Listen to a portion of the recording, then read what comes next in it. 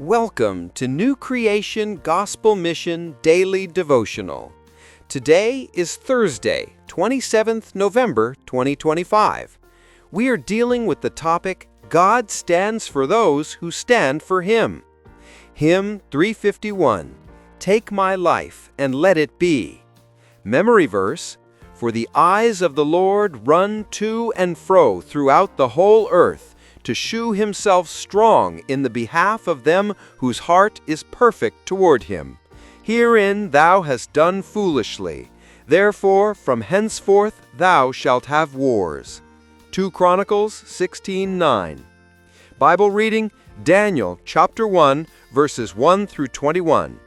It reads, In the 3rd year of the reign of Jehoiakim king of Judah, came Nebuchadnezzar king of Babylon unto Jerusalem, and besieged it.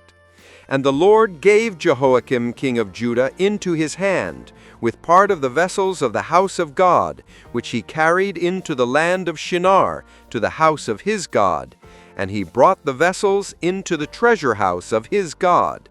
And the king spake unto Ashpenaz, the master of his eunuchs, that he should bring certain of the children of Israel, and of the king's seed, and of the princes, children in whom was no blemish, but well favored, and skillful in all wisdom, and cunning in knowledge, and understanding science, and such as had ability in them to stand in the king's palace, and whom they might teach the learning and the tongue of the Chaldeans.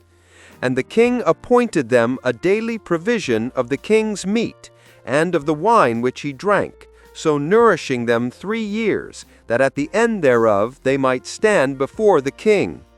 Now among these were of the children of Judah Daniel, Hananiah, Mishael and Azariah, unto whom the prince of the eunuchs gave names. For he gave unto Daniel the name of Belteshazzar, and to Hananiah of Shadrach, and to Mishael of Meshach, and to Azariah of Abednego. But Daniel purposed in his heart that he would not defile himself with the portion of the king's meat, nor with the wine which he drank. Therefore he requested of the prince of the eunuchs that he might not defile himself. Now God had brought Daniel into favor and tender love with the prince of the eunuchs. And the prince of the eunuchs said unto Daniel, I fear my lord the king, who hath appointed your meat and your drink. For why should he see your faces worse liking than the children which are of your sort? Then shall ye make me endanger my head to the king.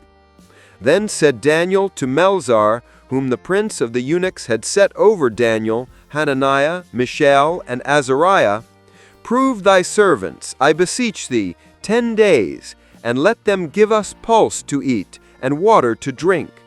Then let our countenances be looked upon before thee, and the countenance of the children that eat of the portion of the king's meat.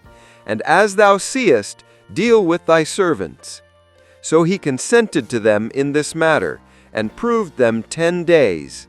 And at the end of 10 days their countenances appeared fairer and fatter in flesh than all the children which did eat the portion of the king's meat. Thus Melzar took away the portion of their meat and the wine that they should drink, and gave them pulse. As for these 4 children, God gave them knowledge and skill in all learning and wisdom, and Daniel had understanding in all visions and dreams.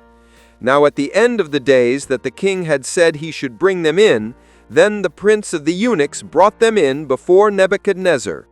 And the king communed with them, and among them all was found none like Daniel, Hananiah, Mishael, and Azariah.